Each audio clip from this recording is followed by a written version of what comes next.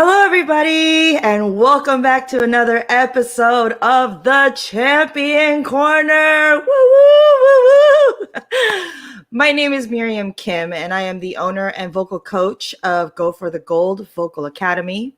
And I will be your host today as we delve into the karaoke competition circuit and the key players in them. Please make sure to like and share this video. And don't forget to subscribe to our YouTube channel, Go for the Gold VC. If you want to be featured on a future show, please email goforthegoldvc@gmail.com or message us on Facebook or Instagram. Either is fine. So without further ado, welcome back, everybody. I'm so excited for having another episode. So what's going on? I do have some karaoke news for you guys. I'm happy to announce that the Karaoke World Championships USA, hosted by Epic Performance Production, is proudly announcing their 2021 season officially being opened. Woo! Yes. So what is the Karaoke World Championships? I know a lot of you are probably going, what is that? Is there even a World Championships? Yes, there is. So the Karaoke World Championships is actually an international brand which originated in Finland, and it has become the biggest and the longest running international karaoke competition, or amateur singing if you would like to use either term. That's fine. KWC USA is the only organization within the United States that's affiliated with the Karaoke World Championships World Organization. And cool point, the Karaoke World Championships USA has brought home 5 gold medals and top 3 placements, 15 of them. Oh my gosh. Yes, so we have the most medals, you guys. In the USA, we have the most medals accrued in this competition, and we want to find the next champion who's going to bring home that gold. Woo, woo, woo, woo, woo. So KWC USA actually strives to build vocal athletes by implementing mentorship and training programs, as well as providing resources to build a singer's brand. So if you think that you're going to be that next champion, this is for you, okay? We have our National Director of KWC USA, Joshua Barron, saying that life should not get in the way of our dreams.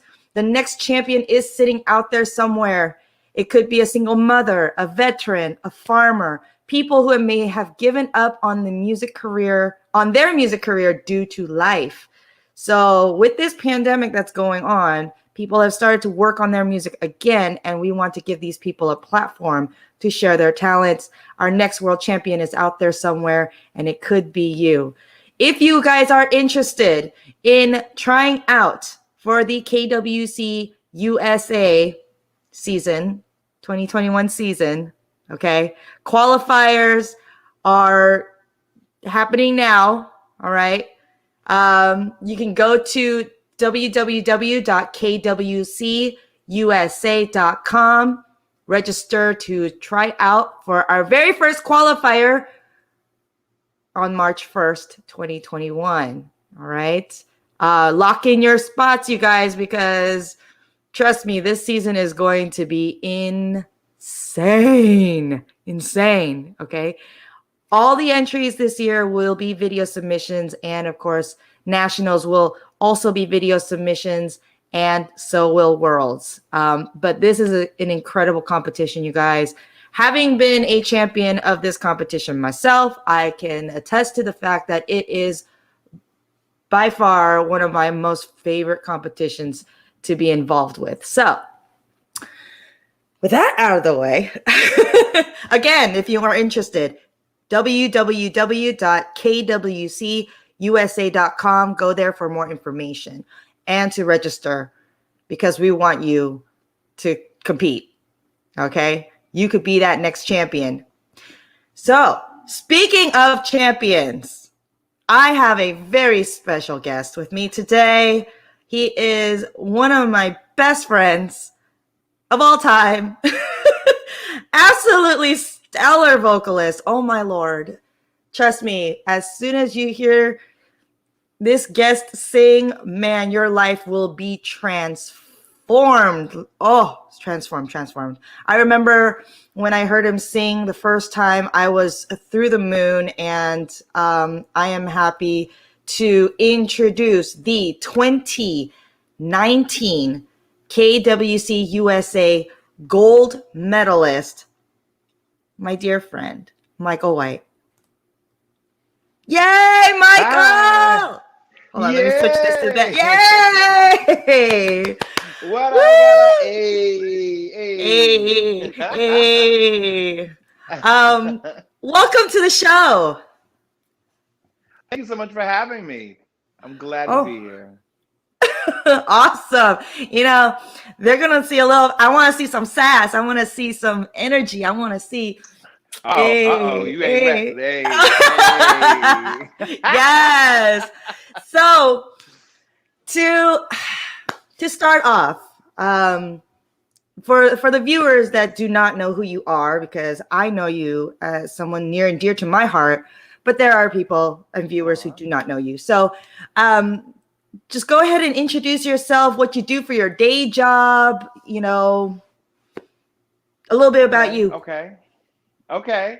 Well, my name is Michael White, and I'm a singer. I've been a singer since I was at the age of 6. So for a very long time, mind your business. But I also during the day I basically work in IT as a computer support specialist. I have been doing really focusing on. I do a little bit of everything, but I'm really focused on software development and things of that nature, which is what I'm going to school for. But singing has always been a passion of mine, so I've competed in several competitions, KWC being one of them, and KWC has become my home and my family. So I also have other, competitions that I consider family as well. But KWC really sticks out to me and stands out leaps and bounds beyond anything else I've ever competed in. So yeah, I love to sing. I'm actually working with singing with bands now. We're working on an album. There's a lot going on. Oh my gosh. I bet you're so busy. Um Yeah. well, you know what? I do want to know, hmm number one, when did you start singing? And then also to double up on that, when did you start karaokeing for the first time? I began singing at 6 in the children's choir for my church. My grandparents were heavily in the church as far as like holding off, positions in the church. So it was only natural that I became part of whatever they wanted to put me in. um, but I didn't start karaokeing until I was 15, I believe. And there's a funny story. So when I was 15, um, I grew up in a neighborhood that was it was this is back in the 80s, and everybody knew everybody. Everybody kind of they knew you like the bar owner would know the kids around the block and that kind of thing, and shop owners all knew each other and that kind of thing. So there was a bar around the corner from my house, and I snuck in one night because I heard these people singing, and I was like, oh my god, what is all this? Now, mind you, you have to think about that. I've been sheltered all this time in church, so I didn't really have a lot of secular exposure at this point. And this is like during the time where Whitney Houston's really big, Luther Vandross was really big. There's a lot of Mariah Carey just coming in. So there was all these influences happening on the radio, and I didn't know that people actually sung these songs. So I sneak into this bar. The owner doesn't see me right away, and then I'm watching them sing, and I asked the person next to me, "Hey, like, how do you get up there to sing?" And they were like, "Oh, you just." Personally, I probably was wasted and probably didn't realize I was a 15-year-old kid, but just told me, "Hey, fill a slip out, give the slip to the guy, and you can sing a song." Oh, okay. So I filled it out and I got in there and sang. And then the owner comes up to me after the song was over. She's like, Mrs. Piero, I love her. She was like, oh my God, I didn't know you could sing like that. That was beautiful, blah, blah, blah, blah. And then I'm like, yeah. And now I know I'm caught, right? I know I'm busted. So I'm like, oh God, she's going to kick me out. I'm never going to be able to come back. So she's like, you aren't supposed to be in here. You know that, right? And I said, well, yeah. She's like, so what we'll do, because I can see you like to sing. She says, what we'll do, we'll sit you in a corner. We'll give you a glass with some lemon so you look like you're buying something. Mm-hmm. But you cannot, you can't go to the bar. You can't get anything else. That's it. You come and you sing and you go home. Mm-hmm. And she goes, and you don't stay out too late because they started early, but they went until 2 o'clock and 3 o'clock in the morning. So I would just come for a couple hours, sing my songs, and go back home. That went on, and then I ended up working for the guy as his roadie. Then I ended up working as a host. Now I'm 17, 18. Now I think I'm grown, so now I'm gonna go on tour with this thing. I don't even know how to do it. I was gonna go on tour with karaoke, okay? And then reality set in and said, no, baby, you got bills. There's bills. You're not going to you're gonna go to work, get a job. So I ended up, just kind of conforming to life, and as we all do.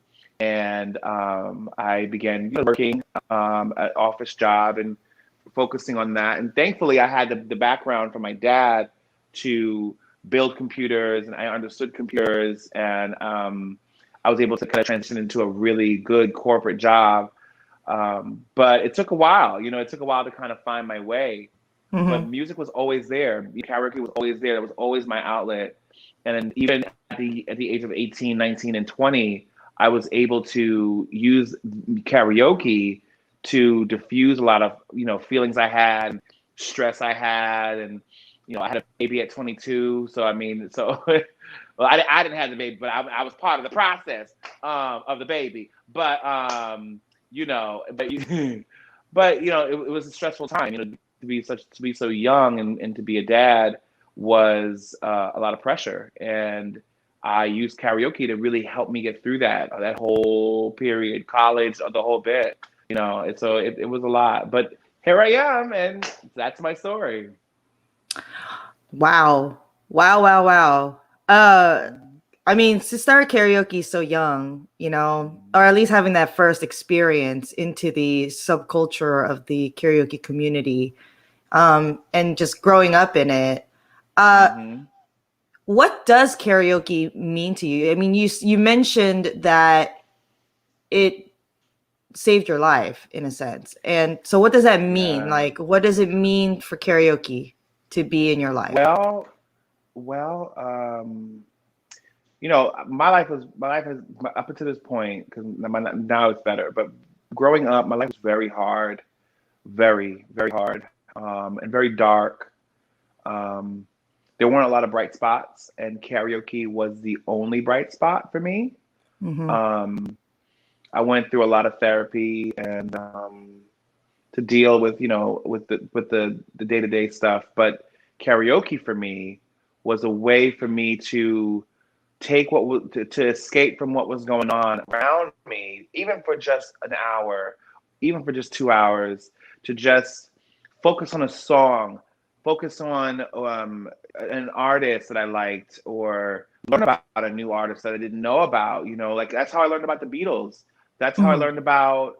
I would hear songs on the radio and didn't know that they were covers of songs that had been sung decades ago. For example, the very first song I sang in a bar was Yesterday by the Beatles. But I only sang it because I knew the version that came out by the Boys to Men. And so Ah. it was like, wow, there's all this music. And then the guy who was the host, Freddie, I'll never forget him. He was such an amazing, short little man. He was so funny, Italian guy. He taught me, a lot of the operatic stuff because that's what he did. He was a high tenor, Mm-hmm. and he taught me like Conte Partirò. He taught me maybe this time. He taught me all these songs, and it's simply by just doing them, and then I would emulate what he did. And that's how I kind of learned and taught, like self-taught myself how to hold the notes out, or how to go from, one register into the next, Mm-hmm. whatever made sense for me. It probably wasn't the right way, but at that time, I'm only 17 years old. I'm just trying to figure it out. Mm-hmm. And as years go on, I learn obviously I have to learn technique, but back then it was just, I had so many amazing mentors. I really did. Just, I had a lot of people that in their own way helped me along the way. But yeah, karaoke really saved my life. It really, I mean, I was beaten a lot. So a lot of that, I was able to escape into music in any form. Karaoke, singing in the closet by myself, whatever it was. I was able to use that as a vehicle to just keep me going, and just, Michael, just go get to tomorrow, get to next week, get to the next moment. And karaoke was that vehicle for me. That's awesome. A lot of people, when they're going through some tough times, they can rely on other things, right? Another drug of Of course. choice, right? Of course. Of course. And sometimes their choices are quite self-destructive. It's wonderful to know how music has such a healing property to it. They Right. have studies of musical therapy on Alzheimer patients to bring them back into a place where they are able to remember things that they forgot long, long ago. That's And so it's cool. just wonderful how very connected to songs we are, because Hmm. listen, when you hear that one song come on and it reminds you of your ex, you're like, okay, shut it off, shut it off, shut it off. Like, I can't Turn it enjoy that off. song. I can't hear that song anymore. Or like another song that just brings you to tears because it was the last Hmm. song you sang, or that a song that someone near and dear to you Hmm. heard you sing last before they Hmm. passed on. Like, it really Hmm. has very special connections to it. So um, that's amazing that it was karaoke that really brought you out of that dark spot and Yeah. back to a place of healthy living, I guess you could say, right? Um, so Hmm. when did you first? Okay, so you started karaoke when you were 15, and Pretty you became a much, yeah. KJ when you were like 17, 18. Hmm. When did you first enter a competition, Oh gosh, I and why? entered. That's a good question. I mean, there were like little mini bar contests, but a competition, Yeah, your I wouldn't. very first karaoke competition, and why, what made you enter it? It wasn't until I came to Florida. There was a competition with a bar, but it wasn't just, was it just that bar. It was, yeah, it was a competition because it went on for weeks. It was like a you know multi. You had to come back every week and you had to keep doing it. Okay. Um, but it was a bar called Boomers at the time. It's now called All Stars here in Port Charlotte, Florida. And it was my very first competition. I had never competed at this, at this with people, complete strangers that I didn't know. Usually, with people around people I knew. This was completely new for me, and I won it. And I won a free trip to Vegas. Well, a free trip to anywhere in the world, because they had like timeshare things. So it was a Hmm. timeshare, but you had to pay for your way to get there. So I picked Vegas. I was talking at the time to my now wife, and at that time she was just a friend, and we just, we were actually, I think we were dating at that time. We were dating, but we hadn't met up with each other yet. We hadn't seen each other face to face. But we were really interested, and she was in Oregon and I was in Florida. So we met up in Vegas, and I used my winning of the trip as a way to meet her. So karaoke has done so many wonderful things for me. It's and that, I wouldn't have been able to go and afford any of that because the food and the lodging and all that would have been too much. But with that, with the help of me winning that contest, I did that, and I think I was 31, Oh, 30, 30, wow. 31 when I did my first competition. Yeah, and then I did a couple more here, and then I did. Charlotte Idol here in Port Charlotte twice or three times or twice. I think it's twice. Mm-hmm. And I didn't win the first time. I think I came in third the first time, and then I won the second time. Mm. Um, and then I actually proposed to my wife on stage at that competition. Um, and it was an amazing night. It was literally a dream of a night. So And then point taken. mhm, You can meet your future spouse in a karaoke you can. People competition. have Just done it. yes. So Hmm. okay, so I mean that first competition, it was at that trip. Hmm. Um, Now you did just mention that you've done competitions and didn't win. Hmm. So Oh yeah, a lot of them.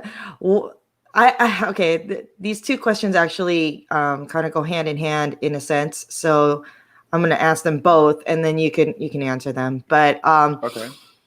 what motivates you to continue doing competitions? Hmm. And tell me also about a time that you didn't win and what Hmm. was going on in your mind. So I guess it kind of goes hand in hand, right? So about a time you didn't win, what was going on in your mind and what keeps you going? I well, I love And be honest. I love competing. I love competing in things that I find exciting. And for me, singing is exciting for me.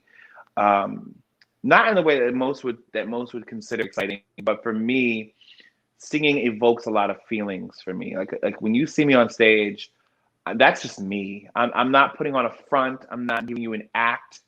I'm just giving you me, which is why I think competing allows me to kind of sharpen um, my performance skills and my vocal skills because I see what's out there. I see what other people are doing, and I can either be inspired by it. I look at it and go, all right, I see what my competition is. Okay, I see what you're doing. I see what you're giving. Okay, okay, all right, come on, all right. You know, I get into that mode. And it's the build up and the work that gets put in because a lot of people don't see the work that's put in before you get to the stage. And that for me is it's so rewarding because when you work and you work and you work on on something, and then you give it and it gets recognized and it gets looked at and people say, "Wow." You can say, "Wow." It's satisfying. You know what I mean? Oh, for sure. That's what motivates me. The time that I didn't win, well, there's been so many, but the one time I will say that I didn't win a competition. Um, I think I'll just go with the most recent one. The most recent one, which was at Worlds, and I didn't win Worlds, was devastating for me.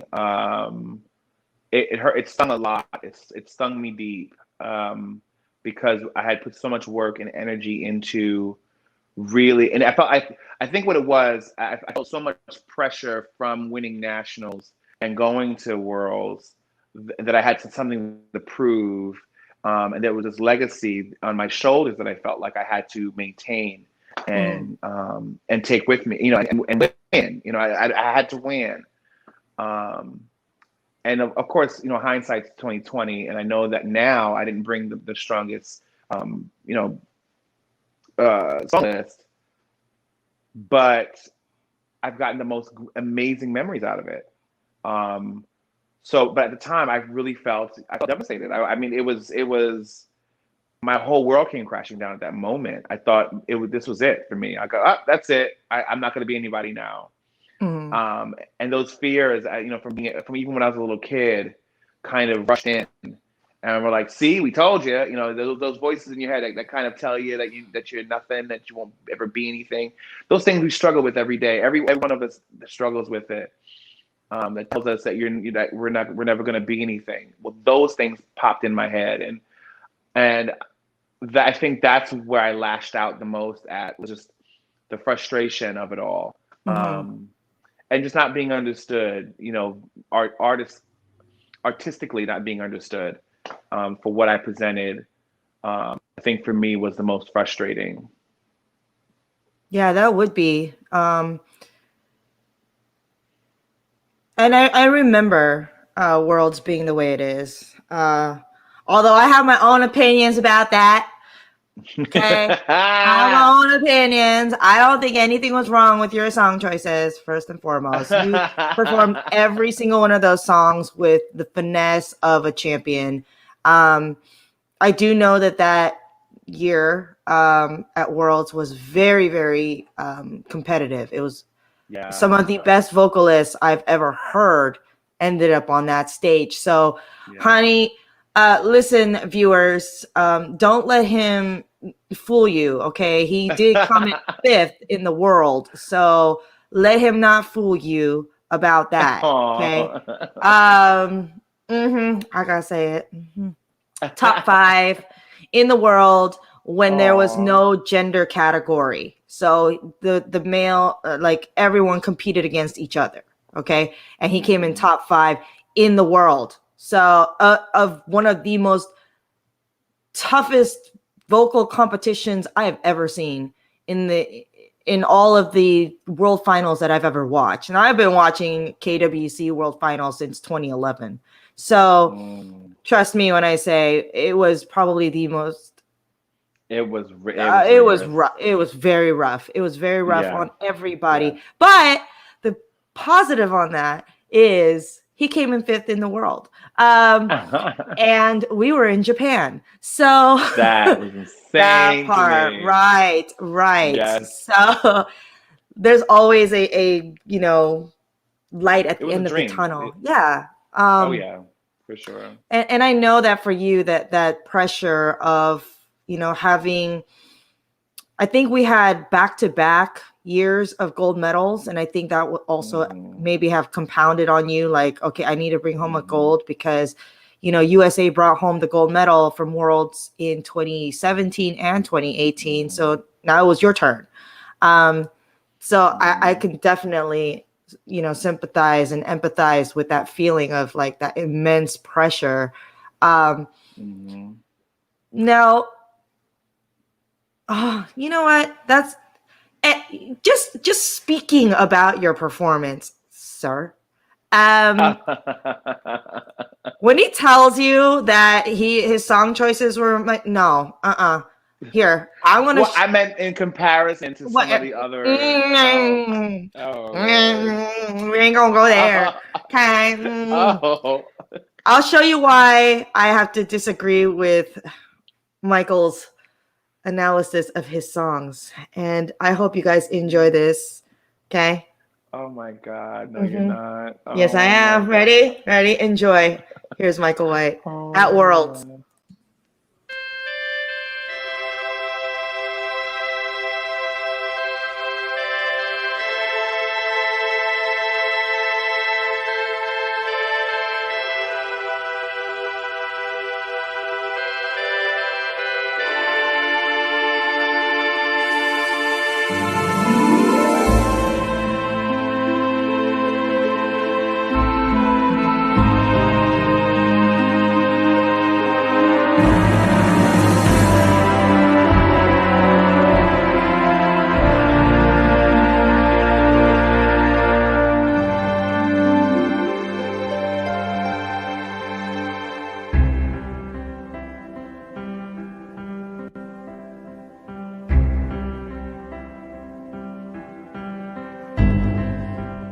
Dream the impossible dream,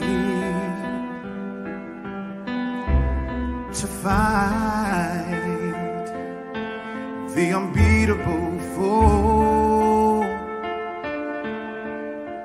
to bear with unbearable sorrow, to run where the brave did not go, to right the unrightable wrong, to love pure and taste from afar, to try when your arms are too weary to reach the unreachable star. This is my quest to follow that star, no matter how hopeless, no matter how far, to fight for the right without question or to be willing to march into hell for that heavenly cause. And I know if I only be true to this glorious quest, then my heart will lie peaceful and calm when I'm laid to my rest, and the world will be better for this, that one man scorned and covered with scars still strode with his last ounce of courage to reach the unreachable, the unreachable, the unreachable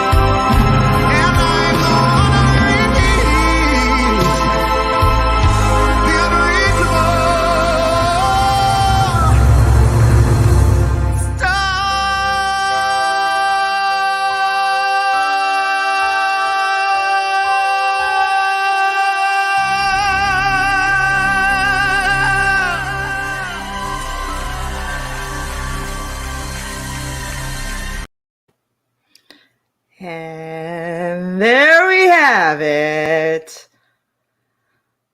Let's make sure you're. There we go. There we go. Yay! So I had the pleasure of watching that actually in the audience. If you looked closely, I was somewhere in the front holding a flag and waving. I remember when you were singing that song, I was literally in tears. Because, you know, having watched you grow, it was just absolutely incredible. And that song basically compounded everything that you had ever dealt with. And just watching you slay that song. Honestly, I can't listen to another version of that song. I always have to listen to yours.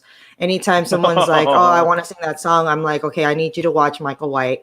Oh no! Because he is like literally the epitome of what I would want how I would want that song being presented. Oh wow! Really. It is, and I'm not blowing smoke up your, rear. But I'm serious when I say that is my all-time favorite rendition of that song. period. That means a lot. Thank you. It really is. I know you really don't know how to take compliments, but I don't. but it is true. You guys, if please, I want you to watch some of his other videos. They are on YouTube, and really, support him in his endeavors. So I'm curious about what you were thinking before you, like, what do you think about before you get on stage to prep yourself? Well, first let me just say, first of all, let me just say thank you to you for taking me on when you didn't want to take any students on at the time, and for letting me harass you until you did. But most importantly, thank you for being genuine, and thank you for being tireless, and even not just with me, but with all of the singers that you work with. We thank you for putting the time in, taking time away from your family, and taking time away from your life to pour into us and give us the help that we need to see the things that we can't see about ourselves. I thank you and I honor you for that. To answer your question, I love you. To answer your question, usually before a performance, I get into a headspace. I try to get into a headspace of getting ready, remembering my lyrics, because there have been times in years past, they may or may not have been times where I forgot words and had a blank brain. And so in order to just really calm myself down, I try to yawn.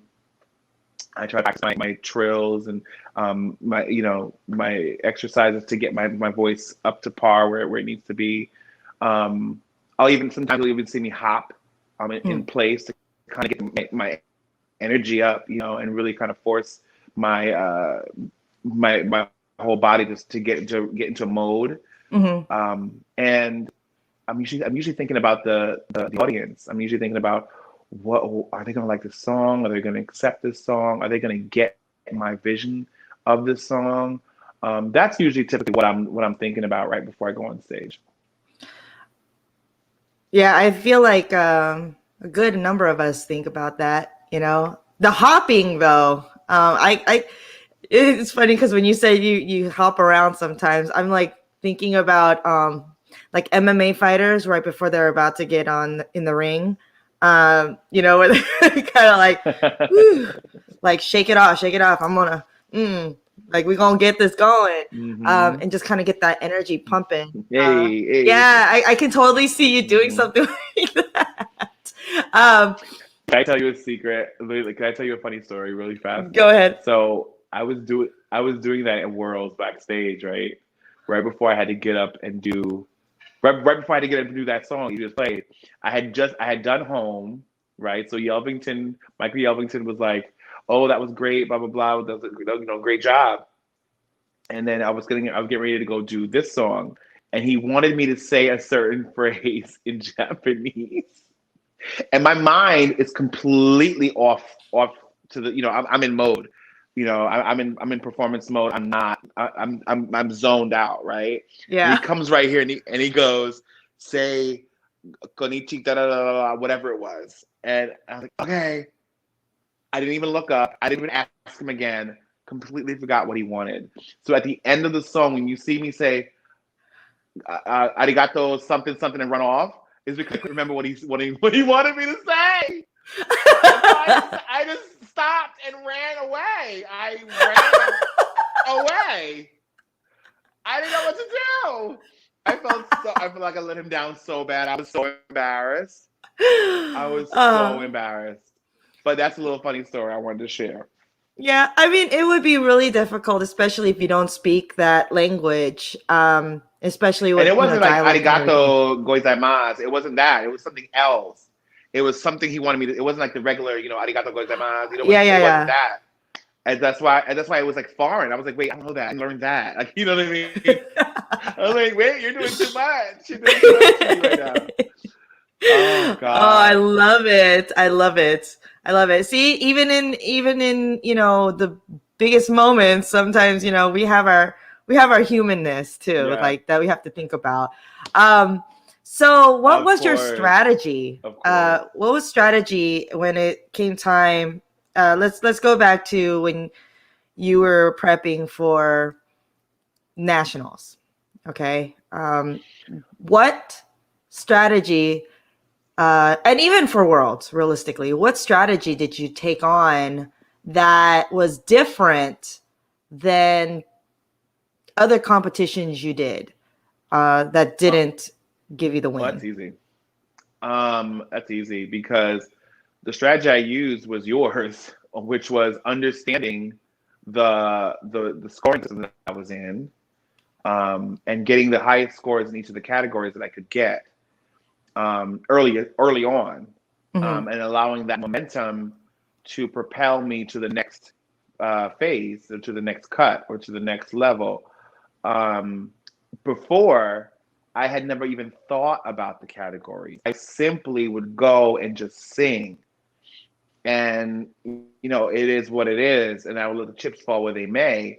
I did it for Talent Quest. I did the same thing for that. I would just sing my heart out and hope that it would get me in. And I wasn't smart about it. So my song selections were off because my song selections were just things that I like to sing. They weren't necessarily the things that would get me the most points in any Mm, other categories. Also, I didn't really dress to the song or mm. to the performance. I just wore suits. That was it. I would wear a suit, and I could be singing country. It don't matter. I'm wearing a suit, and that was all I knew. And until I met you, I didn't understand what stage clothing looked like as far as me being a singer. I know what it looked like on other people, but Mhm. not on me. I had never been able to translate it for me.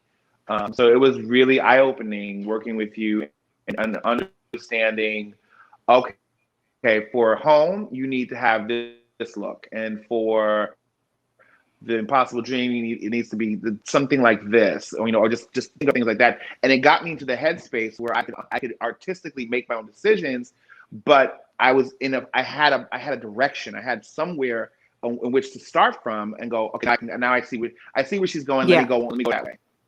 Yep. Well, I'm glad that you strong armed me into taking you on. I'm glad too. Hello. So for the viewers, Michael White is one of my first, I guess, official students.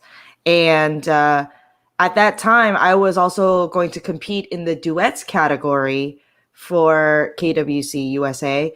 And because of that, I wasn't sure if I would be able to devote enough time and energy that's needed, for students. And so I decided to take a little bit of a hiatus and just focus on competition for myself. And as Michael speaks to you about, competition mindset and the kind of what is in the champion mindset, it's the same for me. When I get into competition, I get into a zone. And so I wasn't sure if I could take on a student at that time.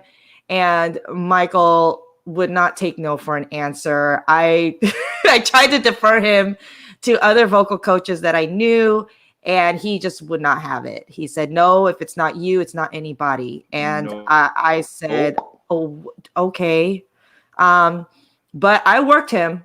And he'll tell you. We worked very, very hard. Uh, Different techniques, different skill sets, expanding his Oh, she range. did. Yeah.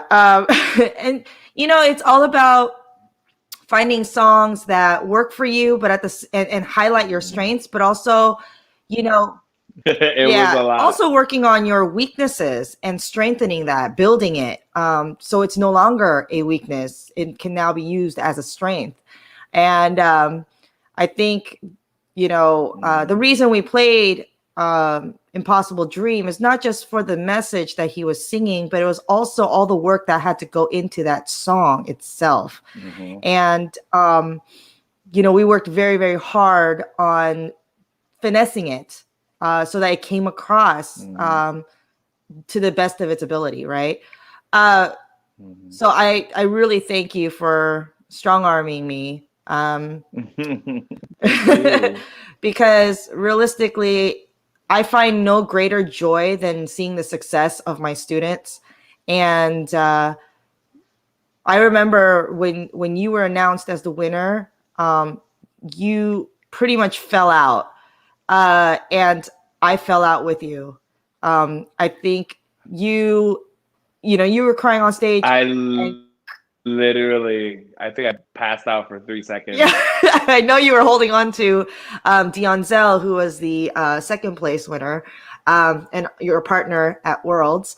But I remember Kristen, your wife, and I were just holding each other and crying and screaming and crying, because we knew how much work you had put into it. And so that is what gives me the greatest joy, being a vocal coach, a strategy coach, performance coach, outfit coach, whatever you want to call me. So with that being said, let me just reel it on back. I mean, So this is very strange to say, and I had this asked of me just recently. It made me feel strange, but without sounding arrogant or cocky, what do you feel makes you stand out from other competitors? I think it's my honesty on stage. When a person's watching me from as an audience member, my job is to connect. And even if I just connect with you with a glance, or the way I sing a phrase, or the passion with which I sing, whatever gets you, my job is to get you. And it's I try to bring myself face to face, so to speak, musically with an audience. So I think for me that I'm not performing for you. I'm literally sharing pieces of me with you. That's what I strive to do. But now I've learned from you how to take it and make it into a performance, but still keep the honesty. And I think for me that's been my biggest joy, and that's what sets me apart. That's amazing. All right. So I have just a few more questions for you. Other than winning your title, Okay. what do you think is the most memorable moment in your competition career?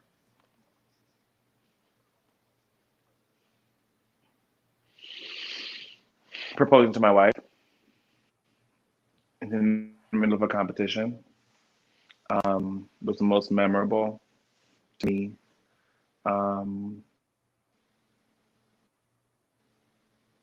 Because I didn't know what she was gonna say, and I didn't know if she was gonna, be, because she's very shy. She's not the kind of.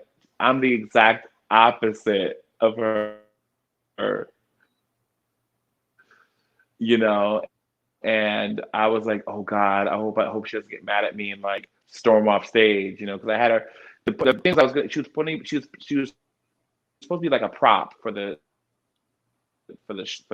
song I was doing. But then I turned around and surprised her and actually proposed, got on one knee, and she was like, wait a minute, wait, like what?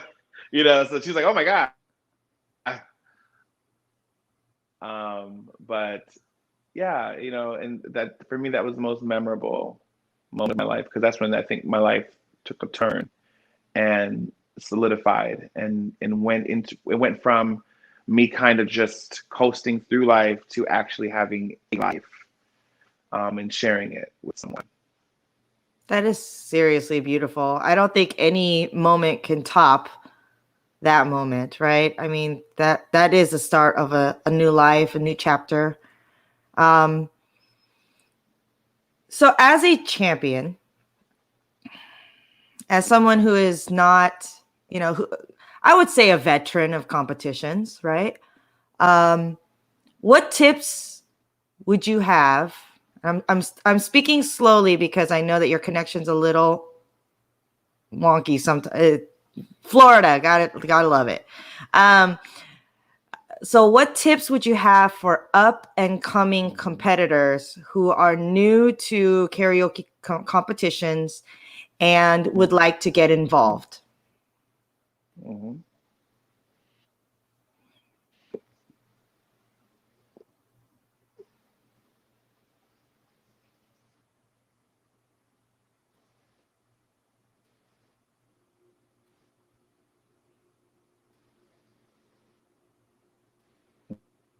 Mhm. Mhm. Mhm.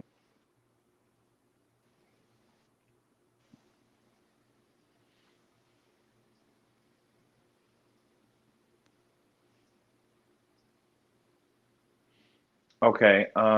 Well, the for me, my advice I would have would be to focus on the things that you know you can better yourself with. Focus on really taking yourself seriously, um, not just as a, a karaoke singer. Let me see if I can fix something. I don't know if it'll make it worse, but hopefully that helps. Okay. I'm can you hear me? I know my connection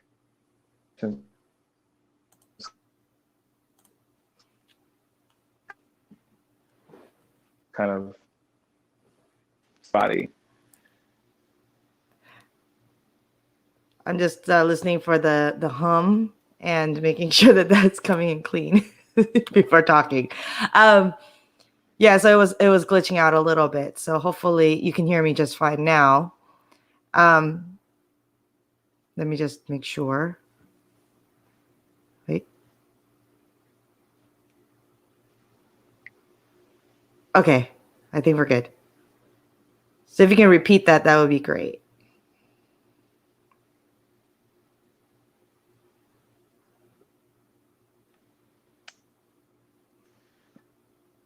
Oh, this phone is acting crazy.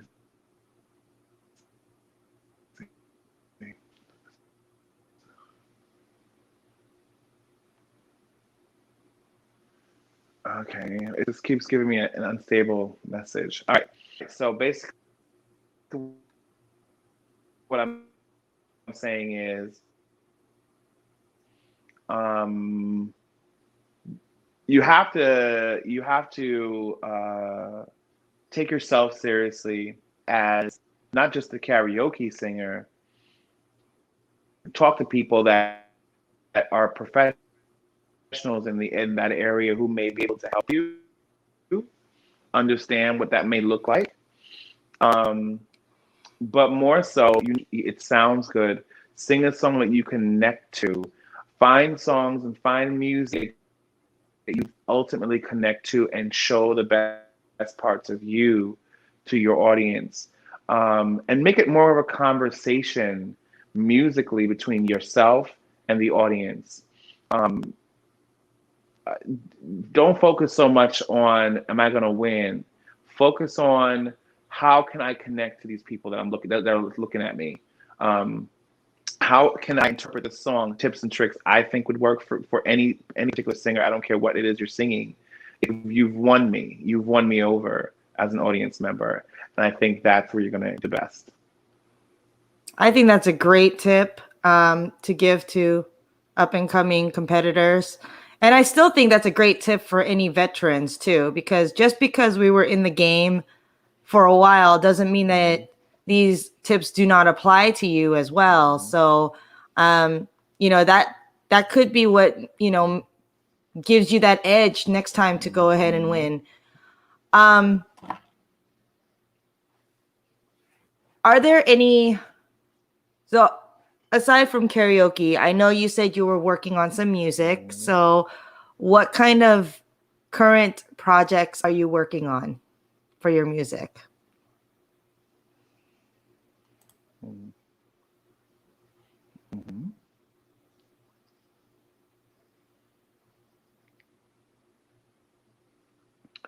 I am working with some producers now on a single for right now. Hopefully an EP to come after that, but for right now, a single that's supposed that should be coming out a little later on this year. Um, I'm doing a lot of writing right now and working with some really really talented guys that are simply amazing at what they do. And I like their vibe.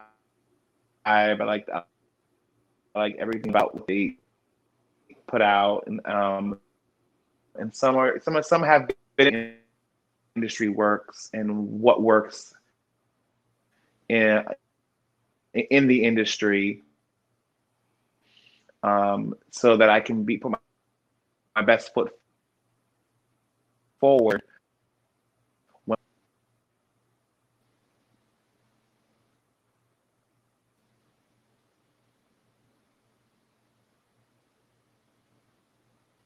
So I'm excited. That is awesome. So for you, if you guys want to go ahead and support Michael White, make sure to check him out on his YouTube page. It's really hard to pronounce it, but it's Mianji 8579. You can type that in the search bar and you'll find all of his videos and such. But I'm pretty sure he's gonna have his information, or as far as his upcoming EP posted there as well eventually when it's done. You know, support him, you guys. He is absolutely stunning. Him and his band. Oh my lord. I had the opportunity to watch them live stream their performances, and it was so electric and so well put together. And all of his his band themselves, each individual person, are highly, highly skilled. And I was just telling Michael that, it's just like a perfect matchup with what Michael can do on stage. What you saw was only a snippet of what he can do on stage. Trust me when I say go check out his other performances, because they'll have your jaw dropping. Before we close out, Michael, and before your connection wants to completely die out on us, are there any people that you want to shout out, whether they helped you achieve the win or motivate you in some way?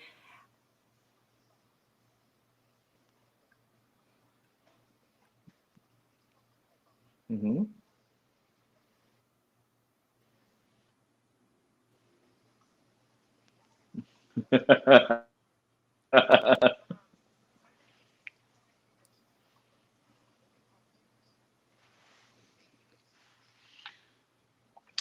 Yeah, I want to shout out my wife, my son, for being tireless and putting up with me when I've been rehearsing all hours of the night, doing video conferences at all, 10, 11 o'clock at night, or